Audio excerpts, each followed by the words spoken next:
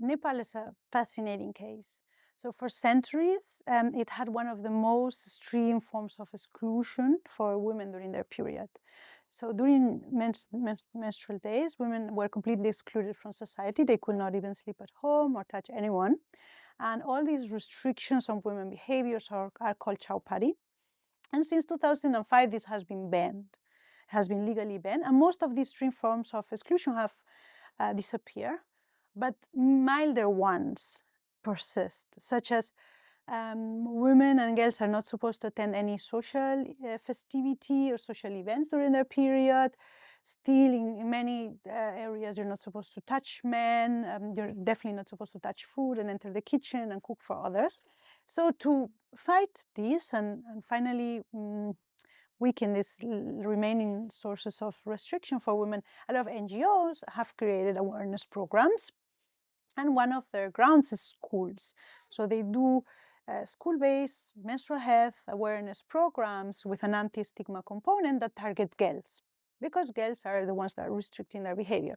And we partner with NIDC, a German Nepali NGO, and we run a randomized trial in 52 schools in Bharatpur, in the south central Nepal.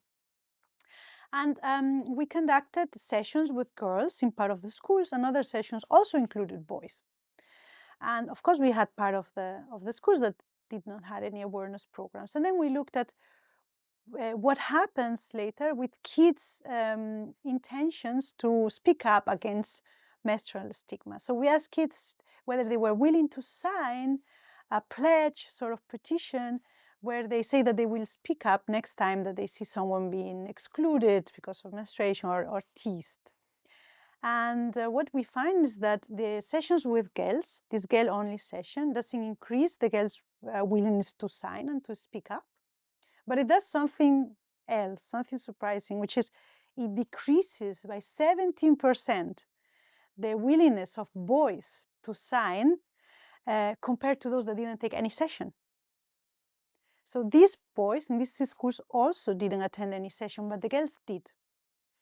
And this possibly sending a signal of menstruation is a girl's topic. And this is what we find. We find that they show less empathy and they distance themselves from the topic. This is what we see in our data. They are less likely to think that this is something that should concern them.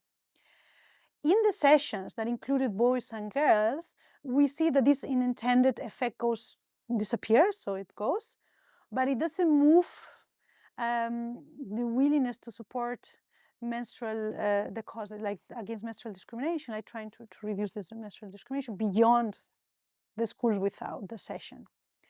And I think it's very interesting. And again, it's a sign of one has to be very careful. One has to think a lot when designing awareness campaigns, especially in a topic that is stigmatized, because what we see is actually that those that were not invited to participate in the sessions don't just stay neutral, they pull away.